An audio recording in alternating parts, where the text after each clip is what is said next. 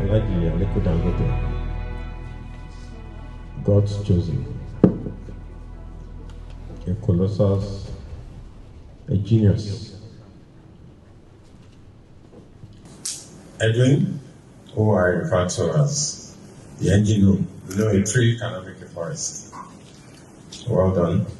I've prayed to God, or I've spoken to God 4 times on 4 occasions. I'll tell you the 4 occasions. First one was when I yelled to my father out to run for governor of Lagos State. And he seemed he was going to lose and he disowned me. And I spoke to God. God, come on, please, do this for me. And of course he did it. The second one, I went bankrupt in 2008. And I spoke to God. I said, God, do this for me. Get me out of this, and God answered my prayers.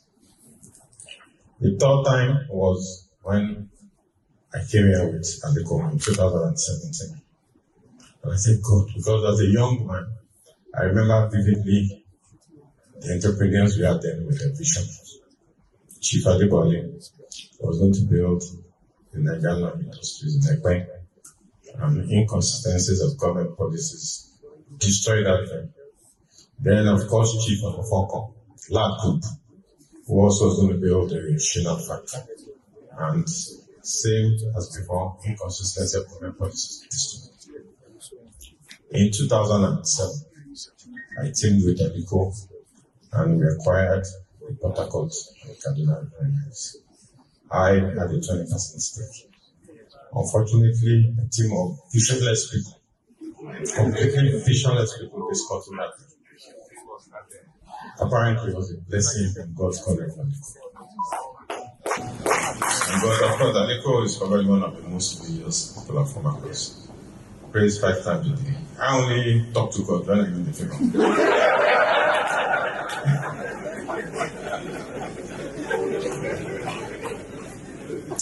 Nigeria. Now, Aliko, what you've done is you've delivered us from economic slavery in Africa. No expatriates will come to Africa. I know what you went through. In fact, I wrote a book, Making It Big. I'm writing the second one, Making It Bigger, the story of the Dangote Empire. And if you can't stop me from writing that. So, this is economic movement for Nigeria. Nigeria, I can tell you for nothing, in a few years, will probably be one of the greatest countries in the continent. Dubai.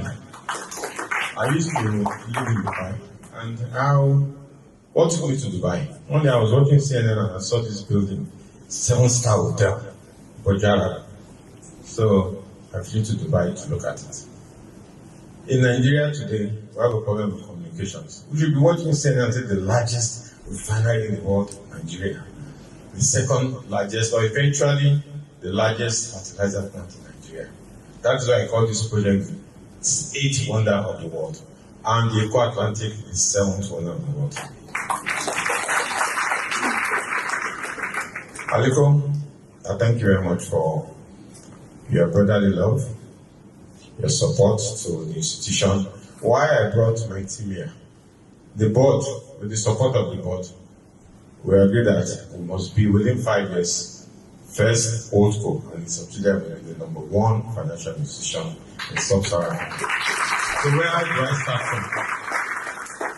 Aliko and I will probably talk about 5-6 times every day. We have dinner every day. And I said, Aliko, please, I need a favor from you. Please, I want to bring my team for them to come and share your vision, to key to your vision, and you oblige me. I thank you very much.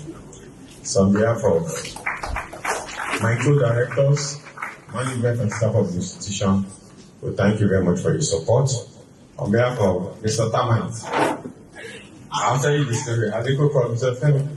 Shegun came to us at 6 a.m. This was 2 weeks ago. 6 a.m. He wanted a deal of $750 million. The guy's a termite. Aliko, you have to You have to please engage him. Probably Aliko, maybe you have another 50 years, another 50 years. But I pray God will continue to grant you good health, long life, more wisdom. And thank you very much.